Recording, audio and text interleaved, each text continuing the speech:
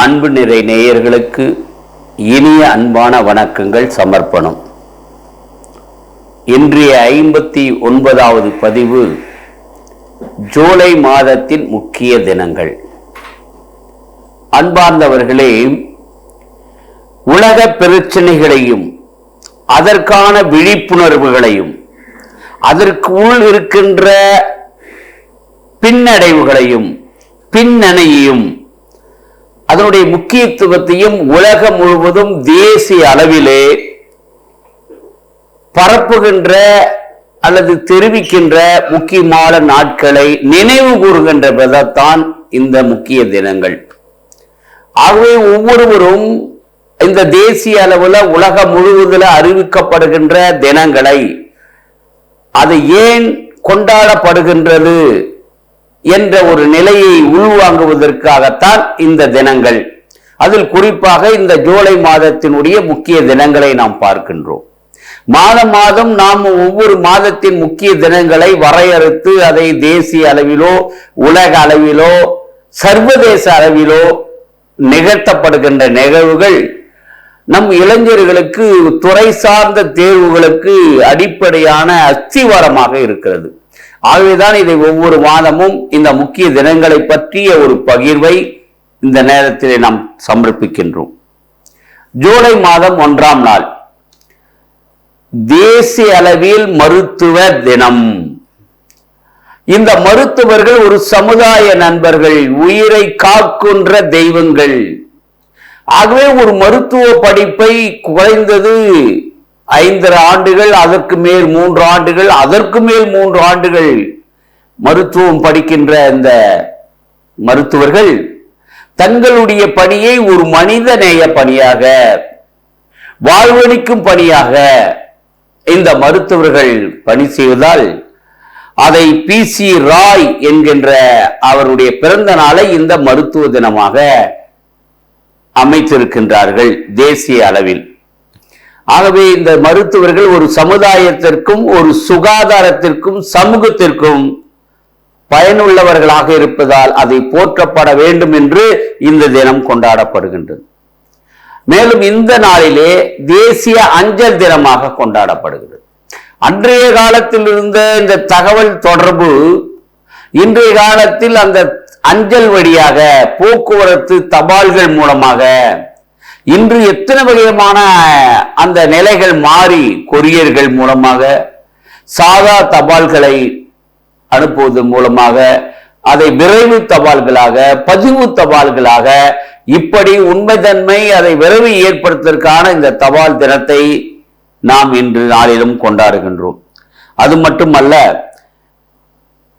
பட்டாய கணக்காய தினமாக 1949 நில உரிமை அந்த சட்டத்தின்படி அந்த பட்டாய கணக்காய தினமாக நாம் அதை நினைவு கூறுகின்றோம்.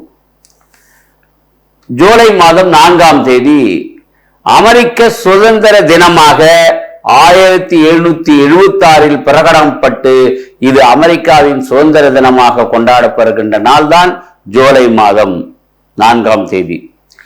ஜூலை மாதம் 6ஆம் தேதி உலக விலங்கு வழி தோன்றல் தினம். நம்முடைய உடல் விலங்குகள் நம்முடன் பயணிக்கின்றன, செல்ல பிராணிகளாக வீட்டுகளில் வளர்க்கப்படுகின்றன, தெருக்களிலே பலவித விலங்குகள், நாய்கள் இருக்கின்றன. ஆக இந்த விலங்கு வழியாக வருகின்ற நோய்களை அறிந்து அதை குணப்படுத்த அல்லது தற்காத்து கொள்ள லூயி பாஸ்டர் என்பவர் 1885 அதை கண்டுபிடித்து அதை செயல்படுத்தினால் அந்த நாளை இந்த நாளாக கொண்டாடுவோம். நம்மளுடைய வீட்டில் இருக்கின்ற இந்த பிரியாணி நாய் வளர்க்கின்ற போது ஏதோ ஒரு பயத்துல கீறல் ஏற்படுகிறது, ரத்தம் வருகிறது. உடனே அலுவலகத்திற்கு சென்று மருத்துவமனையிலே இந்த நாய்க்கடி மருந்து ஊசியை 3 ஊசிகள் அவர்களுக்கு செலுத்துகின்றார்கள். அந்த நாய்க்கும் அந்த தன்மையாக அந்த மருத்துவமனைகள் கால்நடுத்த மருவியல் அதற்கு மருந்து கொடுக்கின்றார்கள். அதை எதிர்ப்பு சக்தியை அதுக்கு வழங்குகிறார்கள். அது மட்டுமல்லாமல் இந்த தெருவில் இருக்கின்ற வெறிநாய் பல பேர்களை கொடுத்து கொதறி துன்புறுத்துகிறது. அந்த நேரத்தில் அந்த விஷத்தன்மை அதிகமாக இருப்பதால் அதற்கு தனியாக அந்த மருத்துவத்துறையிலே அந்த விலங்கு வழி வருகின்ற நோயை கண்டறிந்து அதற்கான தினமாக இதை நாம் கொண்டாடுகின்றார்கள். மேலும் ஜூலை மாதம் 7ஆம் நாள் உலக சாக்லேட் தினம். அன்பார்ந்தவர்களே, ஒரு சந்தோஷத்தையும் ஒரு மகிழ்ச்சியும் ஒரு வெற்றியும் கொண்டாடுவதற்காகத்தான் 1550 ஐரோப்பாவிலே இந்த சாக்லேட் தினமாக கொண்டாடப்பட்டு பகிரப்பட்டது. ஆகவே ஒரு வெற்றியை வெற்றி பெற்று விட்டேன் அல்லது ஒரு மகிழ்ச்சி சந்தோஷத்தை ஒரு நல்ல நிகழ்வுகளில், ஒரு நல்ல தொடக்கமான விழாக்களில், ஒரு வரவேற்பு நிலைகளில் இந்த இனிப்பான அந்த சாக்லேட்டை வழங்குகின்ற பழக்கம் உலகம் முழுதும் இருப்பதால் இந்த நாள் ஜூலை 7ஆம் தேதி உலக அளவிலே சாக்லேட் தினமாக நாம் கொண்டாடப்படுகிறோம். இந்த நாளிலே உலக மன்னிப்பு தினமாக கொண்டாடுகின்றோம்.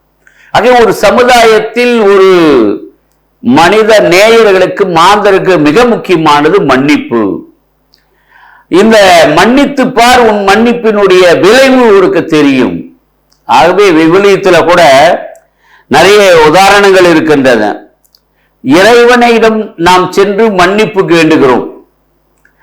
அதே போன்று உன் சகோதரன் உனக்கு விரோதமாக இருந்தால் அவனிடம் சமரசம் செய்து கொண்டு விட்டு உன் காணிக்கையை இந்த ஆலயத்திலே செலுத்து என்ற ஒரு செயலை பார்க்கின்றோம்.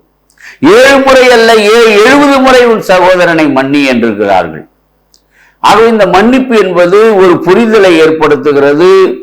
ஒரு மன வருத்தத்திலிருந்து, ஒரு கோபத்திலிருந்து ஒரு தடுப்பை ஏற்படுத்துகிறது. ஆகவே இந்த மன்னிப்பு என்பது ஒவ்வொரு மனிதரிடையும், பெற்றோர்களும் சரி, பிள்ளைகளும் சரி, ஒரு சமூகமும் சரி, அல்லது ஒரு அலுவலகத்திலும் சரி, அந்த கோபப்படுகின்ற தன்மையிலிருந்து சாரி என்ற ஒரு வார்த்தை எப்பேற்பட்டவருடைய நெஞ்சங்களையும் கரையக்கூடிய ஒரு விஷயம். அந்த மன்னித்துக் கொள்ளுங்கள் நண்பா, நான் தெரியாமலோ தெரிந்தோ பேசிவிட்டேன், அதை மன்னித்துக் கொள்ளுங்கள் என்றால் உடனே சமரசம் ஏற்படுகிறது. இந்த மனம் அழுத்தம் குறைகின்றது. ஒரு நிகழ்வை நான் இதில் பகிர்ந்து கொள்கிறேன். ஒரு பெரிய செல்வந்தர் தன்னிடம் பணியாளர் ஒருவருக்கு கடன் கொடுத்து அவன் கட்ட முடியாமல் அவன் மன்னிப்பு கேட்கின்றான். அதை பொறுத்து கொள்ளுங்கள் என்கின்றான். அவன் அதை பொறுத்து அதை தள்ளுபடி செய்கின்றான். ஆனால் இவன் வெளியே சென்று அவனுக்கு கடன்பட்டவனை பார்த்து அவனை கட்டாயப்படுத்தி வற்புறுத்துகின்றான். உடனே அந்த தலைவனுக்கு தெரிகிறது, அவன் கடிந்து கொள்கிறான். நீ வேண்டுதலுக்கு ஏற்ப உன் மன்னிப்பை நான் கருத்தேன், ஆனால் நீ உனக்கு கீழ் இருக்க நீ மன்னிக்கவில்லையே என்று. அதுதான் நாம் ஒவ்வொரு விஷயத்திலும் இறைவன் நம்முடைய பாவங்களையும் நம்மளுடைய நோக்கங்களையும் அறிந்து மன்னிக்கின்றார். நாம் அவரிடம் சென்று மன்னிப்போ அல்லது தெரியாத்தரையாகவோ பலவிதமான ஒருத்தரவு செய்து வேண்டுதல் செய்து நம் குற்றங்களுக்கு மன்னிக்கின்றோம். ஆனால் நாம் நம்மளோடு வாழ்கின்ற அந்த சமுதாயத்தில் இருக்கின்ற சகோதரர்களுக்கு மன்னிக்கின்றோமா? அதனால்தான் இந்த உலக அளவில் இந்த மன்னிப்பு தினத்தை வைத்திருக்கின்றார்கள். அதில் இன்னொரு பகிர்வும் நான் பகிர்கின்றேன். ஒரு பெற்றோருக்கு ஒரு பிள்ளை என் பாகத்தை பிரித்து கொடுங்கள் என்று ஊதாரியாக திரிந்து எல்லாவற்றையும் செலவழித்து விட்டு அவன் நினைக்கின்றான், என் தந்தையிடம் பல பேர் வேலையாட்கள் செய்கின்றார்கள், நான் செய்த தவற்றை உணர்கிறேன், என் தந்தையிடம் நேராக செல்வேன், மண்டியிட்டு என்னை மன்னித்து விடுங்கள் என்று கெஞ்சுவேன், உங்கள் வீட்டில் இருக்கின்ற வேலைக்காலாவது எனக்கு நீங்கள் வேலை கொடுங்கள் என்று கேட்பேன் என்று முடிவெடுத்து அங்கனமே அந்த தந்தையை சந்திக்கின்றான். அந்த தந்தை தன் பிள்ளையை அரவணைத்து மகிழ்ச்சி கொண்டாடி விருந்து கொண்டாடி அந்த மன்னிப்பை ஏற்றுக்கொண்டார். ஆகவே மன்னிப்பு என்பது வெறும் வார்த்தையால் மட்டுமல்ல, வெறும் ஜோடனையால் மட்டுமல்ல, செயல்கள் மூலம் அதை பிரதிபலிக்க வேண்டும் என்பதுதான் இந்த உலக மன்னிப்பு தினமாக இந்த 7ஆம் நாள் நாம் நினைவு கூறுகின்றோம். ஆகவே இந்த நிலத்தில் மன்னிப்பு என்பது மனிதனை கடந்து, அதற்கு உதாரணமாக சிலுவையிலே இயேசு தொங்குகின்ற பொழுது, பிதாவே இம்மக்கள் என்னதென்று தெரியாமல் செய்கிறார்கள், இவர்களை மன்னியும். என்ன ஒரு பெரிய ஒரு மன்னிப்பு! இந்த உலக சாம்ராஜ்யத்திலே தனக்கு துரோகம் செய்தவர்களை தெரியாமல் செய்கிறார்கள் என்று மன்னியும் என்ற ஒரு அருள் வாக்கு. ஆகவே நாம் இதை உள்வாங்கிக் கொண்டு, நமக்கு எத்தனையோ பிரச்சனைகள் வரலாம், வாழ்விலே தொந்தரவுகள் வரலாம், அல்லது நாமும் ஒருத்தருக்கு தொந்தரவு கொடுத்திருக்கலாம். அவர்கள் மன்னிப்பு கேட்கின்ற போதோ அல்லது நாம் மன்னிப்பு பெறுகின்ற போதோ, இந்த மன்னிப்பு நாளில், இந்த 7ஆம் நாளில் இந்த மன்னிப்பு தினத்தை உணர்வோம், அதன்படி செயல்படுவோம் என்று தெரிந்து கொள்கிறோம். அதற்கு மட்டுமல்ல, இந்திய நாளில் இஸ்லாமியர்களுடைய மாதத்தின் முதல் நாள் மொஹரம் நாள் விழா கொண்டாடுகின்றார்கள். அந்த பிறையை கண்டு அறிந்து அந்த இஸ்லாம் மதத்தினுடைய ஆண்டினுடைய முதல் தொடக்க நாளாக மொஹரம் பண்டிகையும் கொண்டாடுகிறார்கள். ஆகவே இது இஸ்லாம் மாதத்தினுடைய முதல் நாளாக இந்த 7ஆம் நாள் இருக்கிறது என்பதை இந்த நேரத்தில் பதிவு செய்கிறோம். அடுத்தது ஜூலை 10ஆம் நாள் உலக எரிசக்தி தினம்.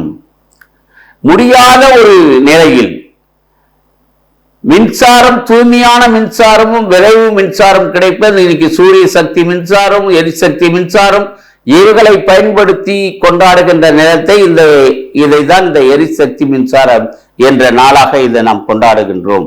அதை நினைவூட்டுகின்ற விதமாக ஜூலை 11ஆம் நாள் உலக மக்கள் தொகை தினம். அன்பார்ந்தவர்களே, உலக நாடுகளிலே 2வது உலக மக்கள் தொகை உள்ள ஒரு நம் நாடாக நாம் பார்க்கின்றோம். 28 மாநிலங்களும் 8 யூனியன் பிரதேசங்களும் இருக்கின்ற ஒரு நிலையிலே இந்த உலக இடப்பரப்பிலே 7வது இடமாக நம்முடைய தேசம் இருக்கின்றது. ஆகவே இதனுடைய மக்கள் தொகை பண்டைய காலத்தில் ஒரு 10-20 ஆண்டுகள் முன்னாடி ஒரு பெற்றோர்களுக்கு 10 குழந்தைகள் 8 குழந்தைகள். ஆனால் இன்று நாம் இருவர் நமக்கு இருவர் என்ற முறையிலே இந்த மக்கள் தொகை இருக்கின்றது. அதன் அடிப்படையிலே இன்று நாம் பார்க்கின்ற போது நம்முடைய தமிழகத்திலே 7,21,47,030 இருக்கின்றார்கள். அதிலே கிராமத்தில் எடுத்துக்கொள்ள வேண்டால் 3,72,29,590 பேரும், நகர்ப்புறங்களிலே 3,49,17,440 பேர் நகரப்புறங்களும் வாழ்வதாக, அதுல 48%, அதுல 51% வாழ்கின்ற ஒரு நிலையை நாம் தெரிந்து கொள்கின்றோம். பாண்டிச்சேரியில் எடுத்துக்கொண்டால் மொத்த மக்கள் தொகை 12,47,953 பேரும். அதிலே கிராமப்புறங்களில் எடுத்துக்கொள்ள வேண்டுமா 3,95,200 பேரும், நகர்ப்புறங்களில் எடுத்துக்கொண்டால் 8,52,753 பேரும் இருக்கின்றார்கள். இது ஒரு ஸ்டாட்டிஸ்டிக்ஸ், புள்ளி விவரம் நமக்கு கொடுக்கின்ற ஒரு விவரங்கள்.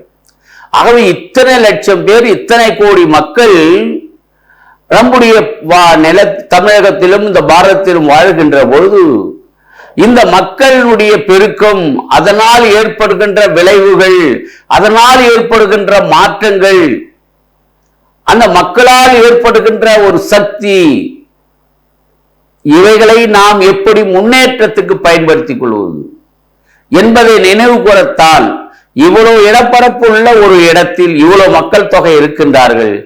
குறிப்பாக தமிழகத்திலே மக்கள் தொகை குறைவாக உள்ள ஒரு மாவட்டம் எது என்றால் நீலகிரி மாவட்டம் என்று நாம் அறிந்து கொள்கிறோம். ஆகவே இதை மக்களுக்கு தினத்தை மக்களுடைய பிரச்சனைகளை கவர்ந்து ஈர்த்திடவும் இந்த தினம் கொண்டாடப்படுகிறது என்பதை ஜூலை 11 நாளை நாம் நினைவு கூறுகின்றோம். ஜூலை 12ஆம் நாள் தேசிய எளிமை தினம். அன்பார்ந்தவர்களே, இந்த எளிமை என்ற ஒரு வார்த்தை வாழ்வை முன்னேற்றுவதற்கான ஒரு வழி. ஏழைகளின் உள்ளத்தோர் பேறு பெற்றோர், ஏனெனில் அவர்கள் விண்ணகத்திற்கு உரிமையாளர்கள். இரக்கமுடையோர் பேறு பெற்றோர், அவர்கள் இரக்கம் பெறுவார்கள். தூய்மையான உள்ளம் கொண்டோர் பேறு பெற்றோர், அவர்கள் கடவுளை காண்பார்கள். அமைதியாக இருப்பவர்கள் கடவுளின் கொடையாளிகள்.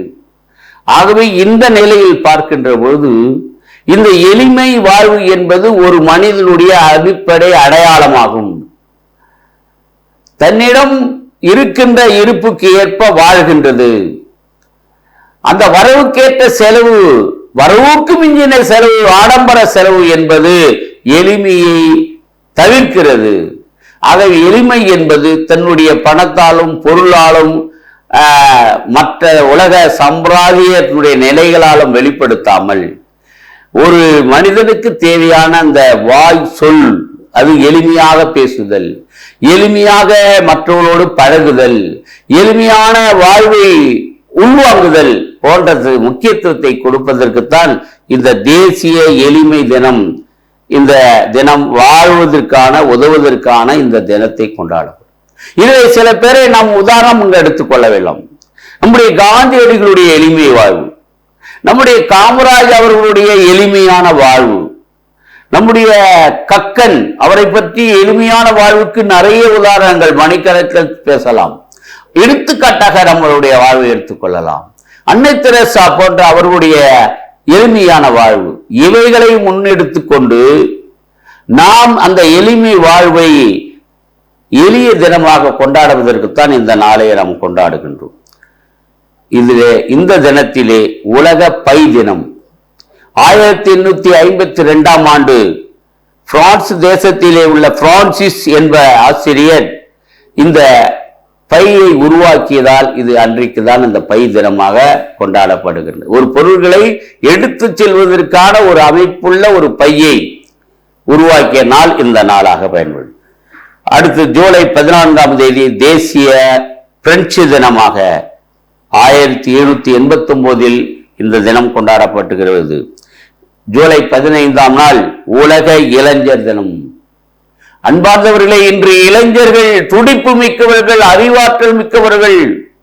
இன்றைய தொழில்நுட்பமும் தொழில் கல்வியும் உள்ளூர் வளங்களும் உளவாகிய பொருளாதாரத்துக்கு இந்த இளைஞர்கள் பயன்படுத்திக் கொள்ள வேண்டும். தன்னுடைய உடலையும் அறிவையும் சிந்தனையும் பயன்படுத்த வேண்டும். அதற்கு முன்னுதாரணமாக இருக்கின்ற மேதைகள் சாமி விவேகானந்தர், ஏபிஜே அப்துல் கலாம் அவர்கள், சுபாஷ் சந்திரபோஸ் அவர்கள் எப்படி இந்த இளைஞர்களை பயன்படுத்திக் கொண்டார்கள் என்ற வரலாறை நாம் அறிந்து கொள்ள வேண்டும். இளைஞனே, நீ எழுந்திரு, உன்னுடைய வாழ்வை நீ அமைத்துக் கொள், உன் சிந்தனையை சீரிய எண்ணத்தோடு சீர்தூக்கி பார் என்ற முழக்கங்கள் நம்முடைய அறிஞர்கள் மேதைகளுடைய கருத்துக்களை பயன்படுத்திக் கொள்ள வேண்டும். ஆகவே இந்த நேரத்திலே இந்த உலக இளைஞர் தினம் நம்முடைய மாணவர்களுடைய இளைஞர் தினமாக நாம் அப்துல் கலாம் இருந்ததை பார்க்கின்றோம். அந்த இளைஞர்களோடு அவர் பழகியதும், உன் பிறப்பு சாதாரணமாக இருக்கலாம், ஆனால் உன் இறப்பு சரித்திரமாக வேண்டும் என்று ஒரு இளைஞனுக்கு சொல்கிறார். கனவு காணுங்கள், உன் கனவு உன்னை தூங்க விடக்கூடாது, இந்த கனவினுடைய எழுச்சி நாளாக நீ இருக்க வேண்டும். ஆகவே உன் வாழ்நாள் இளைஞர் பகுதி என்பது மிக முக்கியமான நாள் என்பதை அவர் வலியுறுத்துவதை பார்க்கின்றோம். இன்று கூட பாரதத்திலே ஒவ்வொரு மாவட்டத்திலும் இந்திய அரசானது நேரு யுகதேந்திரா இளைஞர் மன்றம், இந்திய அரசே இப்படிப்பட்ட இளைஞர்களுக்காக மன்றம் அமைத்து அவர்களுக்கான வாழ்வியல் திறன்கள், விளையாட்டு திறன்கள், அவர்கள் சமூக நல்லிணக்கத்துக்காக பேரிட காலத்திலே அவர்களுக்கான உதவுவதற்கான இளைஞர்களை ஒருங்கிணைத்து பணி செய்வதல். இதில் எனக்கு ஒரு அனுபவம் உண்டு. விழுப்புரம் மாவட்டத்திலும் தென்னார்காடு மாவட்டத்திலும் இந்த நேரு இளைஞர் மன்றத்தினுடைய மாவட்ட தலைவராக இருந்து நான் பயணித்தேன். என் இளைஞர் காலத்தினுடைய செயல்களை அங்கே நான் வளர்த்தெடுத்திருக்கின்றேன். அதில் 2 முறையும் சிறந்த இளைஞருக்கான மாவட்டத்தின் விருதையும் நான் பெற்றிருக்கின்றேன். ஆகவே இந்த இளமை என்பதை நாம் இப்படி நாம் பரிணமித்துக் கொள்ள வேண்டும் என்பதற்குத்தான் இந்த உலக இளைஞர் தினமாக கொண்டாடப்படுகிறது. அடுத்தது ஜூலை 17ஆம் தேதி சர்வதேச நீதிக்கான உலக தினம். இன்று நீதிபதிகள் நீதிமன்றம் நாடி செல்கின்றோம்.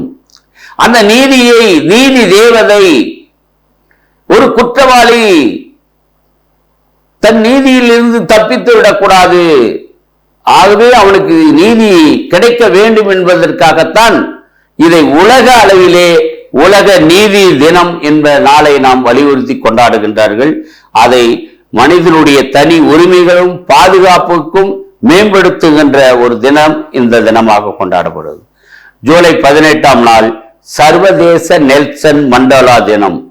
அவருடைய வாழ்க்கையும் அவருடைய வாழ்க்கையின் மரபுகளையும் நிலவும் கூறுகின்ற வகையில் இந்த நெல்சன் மண்டேலா தினத்தை பார்க்கும். அவை பெரும் தலைவர்களுடைய வாழ்க்கை வரலாறுகளை நினைவு கூறுவதால் நம்முடைய வாழ்க்கையினுடைய முன்னேற்றத்திற்கு அவைகள் பயன்படுவது என்பதை இன்றைய இளைஞர்களை, இன்று சமுதாயம், இன்றைய மாணவர்கள் அது கருப்பொருளாக எடுத்துக்கொண்டு புத்தகத்தை வாசித்து பாருங்கள், உன் வாசிப்பு நேசம் தெரியும். ஆகவே வாசிப்பு என்பது நம் நினைவுகளை தோண்ட தோண்ட புதிய தண்ணீர் வருகின்றது போல நம்ம என்ன ஆற்றல்கள், இப்படி அந்த நினைவு ஆற்றல்கள் வரும், அறிவாற்றல்கள் வரும் என்பதை இந்த நேரத்திலே நெல்சன் மண்டேலா தினத்தை நாம் பகிர்கிறோம். ஜூலை 20 சந்திரனின் தினம். 1969 மனிதனுடைய அறிவியல் முன்னேற்றத்திலே இந்த நிலா என்கின்ற சந்திரத்திலே கால் வைத்த நாள். நாம் சந்திரனை சந்திரன் என்று சொல்கிறோம், மதி என்று சொல்கிறோம், திங்கள் என்று சொல்கிறோம், நிலா என்று சொல்கிறோம், அம்புலி என்று சொல்கின்றோம். ஆகவே அந்த பூமியிலிருந்து பூமிக்கு அந்த சுற்றுப்புறத்தில் இருக்கிற சந்திரன் 29 நாட்கள் நம்ம அதை சுற்றி 32 வினாடிகள் சுற்றுகின்ற அந்த சந்திரன் ஏறக்கூடிய 4.5 மில்லியன் ஆண்டுகளுக்கு முன் தோன்றியதாக வரலாறு கூறுகிறது. ஆகவே இந்த சந்திரனில் முதலாக மனிதன் கால் எடுத்து வைக்க அமெரிக்க நாட்டிலிருந்து நீல் ஆம்ஸ்ட்ராங் என்பவரும் எட்வின் ஆல்வின் என்பவரும் அந்த நிலாவிலே கால் வைத்த நாள் தான் இந்த சந்திரன் நாள். அங்கே கூட பாருங்கள், வெற்றியாளர்கள் வித்தியாசமாக சிந்திப்பதில் தான் வெற்றியாளர்கள். ஆல்வின் இந்த நிலாவில் கால் எடுத்து இறங்கும் என்று கட்டளை பிறக்கிறது. அவன் காலை எடுக்கின்றான், பின் வாங்கிக் கொள்கிறான். அவன் கொடுக்கின்ற வாய்ப்பை அவன் யோசிக்கின்றான், இழந்து விடுகிறான். ஆனால் இன்று அதுக்கு அடுத்தது நீல் ஆம்ஸ்ட்ராங் முதல் காலை வைக்கின்றான். அப்ப அழைப்பு கொடுக்கப்பட்டவரை பின்வாங்கியதால் அடுத்த நபருக்கு அந்த வாய்ப்பு வழங்கப்படுகிறது. வரலாற்றிலே முதல் கால் அடித்து வைத்த மனிதன் நீல் ஆம்ஸ்ட்ராங் என்ற பெயர் பதிவாகிறது. ஆகவே நமக்கு சில நேரங்களில் பல வாய்ப்புகள் வரும். அந்த வாய்ப்புகளை நாம் தேடி பிடித்துக் கொள்ள வேண்டும். அதை பின்வாங்குகின்ற போது அதுக்கு அடுத்தவர் அந்த வாய்ப்பை பெற்றுக்கூடிய சூழ்நிலை வரும். ஆகவே இந்த நாளில் அதை சிந்திக்க வேண்டும் என்பதை கூறுகிறது. அடுத்தது ஜூலை 22ஆம் தேதி பை தினம். தோராய மதிப்பு 22/7 என்ற ஒரு தோராய சூத்திரத்தை அறிமுகப்படுத்திய நாளாக கொண்டாடுகின்றோம். இதில் ஆல்வின் ஐன்ஸ்டைன் பிறந்த நாளும் இந்த நாளில் கொண்டாடுகின்றோம். அது மட்டுமல்ல, தேசிய கொடி நாள். இந்த வளமான கலாச்சாரத்தையும் பாரம்பரிய நிகழ்வுகளையும் வேற்றுமையில் ஒற்றுமை கொண்ட இந்த நாட்டையும் இந்த தேசிய கொடி உள் அமைக்கிறது. ஆகவே அந்த காவி நிறம் தைரியத்தையும் தியாகத்தையும், அந்த வெள்ளை நிறம் உண்மையையும் அமைதியையும், பச்சை நிறம் செழிப்பையும் குறிக்கின்றது. 3 பங்கு 2 பங்கு என்ற இடத்தில் இருக்கின்ற கதர் நிலையில் உருவாக்கப்பட்ட இந்த தேசிய கொடி. இந்த தேசிய கொடியை ஆகஸ்ட் 15 முதலில் ஏற்றியவர் நம்மளுடைய ஜவஹர்லால் நேரு பிரதமர் அவர்கள். முன்னாள் அவர்கள்தான் இந்த தேசிய கொடி சுதந்திரத்தை, இந்த கொடியை ஏற்றினார்கள். ஆகவே வரலாற்று மிக்க இந்த தேசிய கொடியை நாம் இந்த நேரத்திலே சிந்தித்து பார்க்க வேண்டும். பிஸ்கா வெல்கையா என்பவர் தான் 1921 இந்த தேசிய கொடி எப்படி இருக்க வேண்டும் என்ற ஒரு நிலையை நம்முடைய காந்தியடியினுடைய வழிகாட்டிலே 21 உருவாக்கினார்கள். ஆனால் 1947 தான் முழுமையான வடிவம் பெற்று இந்த தேசிய கொடியானது. ஆக இந்த தேசிய கொடியை ஏற்றுகின்ற போதும், அதற்கு மரியாதை செலுத்துகின்ற போதும், அதை நாட்டினுடைய ஒற்றுமைக்காக பயன்படுத்திக் கொள்ள வேண்டும் என்பதை இந்த தேசிய கொடி நாளாக பயன்படுத்துகிறோம். மேலும் இந்த கொடி நாளாக டிசம்பர் 1ஆம் தேதி ராணுவ வீரர்களுடைய பாதுகாப்பு, அவர்களுடைய வீர மரணத்திற்காகத்தான் இந்த தேசிய கொடி நாளாகவும் அந்த நாளை கொண்டாடுகிறார்கள் என்பதை இந்த நாளத்திலே கொண்டாடுகிறோம். அடுத்தது இந்த நாளிலே தேசிய மாம்பழ தினமாகவும் கொண்டாடுகிறோம். பலவிதமான மாம்பழங்கள் இன்று வந்திருக்கின்றன. பலவித நாடுகளுக்கு இங்கிருந்து ஏற்றுமதி செல்கின்றன. ஆகவே அந்த நாளை தேசிய அளவிலே மாம்பழ தினமாக கொண்டாடுகிறோம். இந்த தினத்திலே ஜூன் 24ஆம் நாள் வருகின்ற அந்த வேளன்கிழமை, 4வது வேளன்கிழமை தேசிய புத்துணர்ச்சி தினமாகும். உதாரணமாக இந்த காட்டில் இருக்கின்ற யானைகளுக்கு புத்துணர்ச்சியாக, விலங்குகளுக்கு புத்துணர்ச்சியாக பயிற்சி கொடுக்கின்றார்கள். நம்முடைய அலுவலர்கள் மொத்தத்திலும் ஒரு விவசாய நிலைகளில் புத்துணர்ச்சியாக ஒரு பயிற்சிகள் கொடுக்கின்றார்கள். ஏனால் கற்றது நம் கையளவு, கல்லாதது உலக அளவு. இதிலே மீண்டும் ஒரு புத்துணர்ச்சியாக பாடத்திட்டங்களையும் சரி, நம்முடைய வாழ்க்கை செயல்களையும் சரி செயல்படுத்துவதற்காக இந்த தினத்தை கொண்டாடுகின்றார்கள். அதுதான் தேசிய புத்துணர்ச்சி தினமாக கொண்டாடும். ஜூலை மாதம் 25ஆம் நாள் உலக கருவியல் தினம். இந்த 1978 முதலாக செயற்கை கருவியல் கருத்தரிப்பு செய்யப்பட்டு முதல் குழந்தை பெற்ற தினமாக கொண்டாடப்படுது. இந்த நாளிலே தேசிய பெற்றோர் தினம்.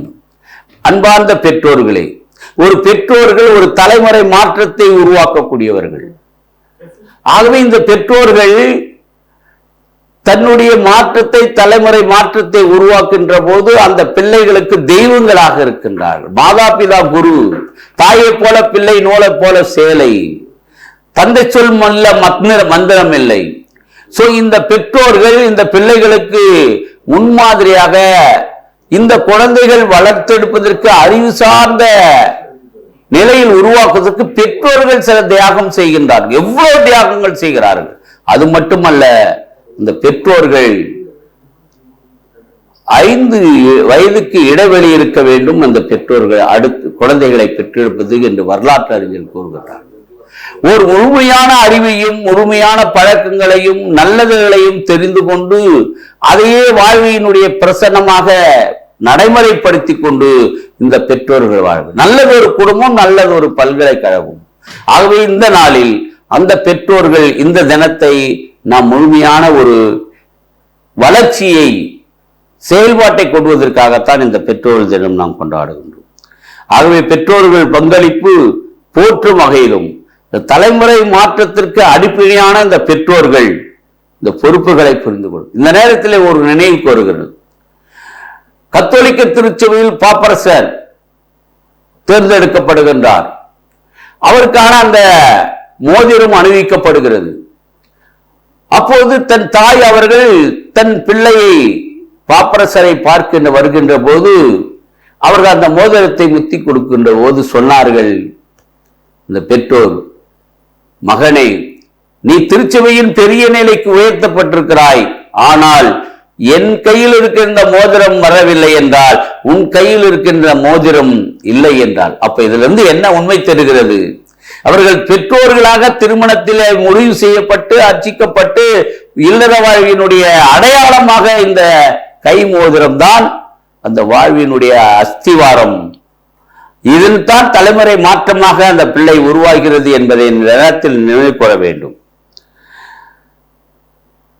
கடைசி வெள்ளிக்கிழமை கணினியினுடைய நிர்வாக பாராட்டு தினமாகவும் இன்னைக்கு உலகமயம் கணினி மயமாகி போட்டு. ஆகவே இந்த நாளில் ஜூலை 25ஆம் தேதி இந்த கணினியினுடைய நினைவு தினமாக கொண்டாடப்படுது. ஜூலை 26ஆம் தேதி கார்கில் விஜய் தினம். அன்பார்ந்தவர்களே, வரலாற்று உண்மைகளையும் நாம் அலசி ஒவ்வொரு நேரத்திலும் உள்வாங்கிக் கொள்ள வேண்டும். இந்த சிம்லா ஒப்பந்தம் என்பது என்ன? இந்தியாவிற்கும் பாகிஸ்தானுக்கும் காஷ்மீர் இருக்கிற எல்லைகளில் அவர்கள் எனக்கு சொந்தமான அந்த காஷ்மீரை அவர்கள் இந்தியாவோடு இணைத்துக் கொண்டு விட்டாலும், ஆனால் காஷ்மீரில் இருக்கின்ற சில பகுதிகளை சில அமைப்புகள் தன்மையப்படுத்திக் கொண்டிருக்கிறார்கள். அப்ப அந்த பாகிஸ்தானும் இந்தியாவும் அவர்கள் எல்லைகளை பாதுகாத்துக் கொள்வதற்காக அந்த குளிர்கால காலகட்டத்திலே அவர்கள் பொருட்செலவும் அதிக பண விரயம் ஆகின்ற காலத்தினால் சிம்லா ஒப்பந்தம் என்ற ஒன்றை ஏற்படுத்தி கொண்டு இரு நாடுகளும் இந்த 6 மாதங்கள் அந்த படைகளை விலக்கி கொண்டு பாதுகாப்புக்காக அந்தந்த நாட்டுக்கு திரும்பிவிட வேண்டும் என்பதுதான் சிம்லா ஒப்பந்தம்.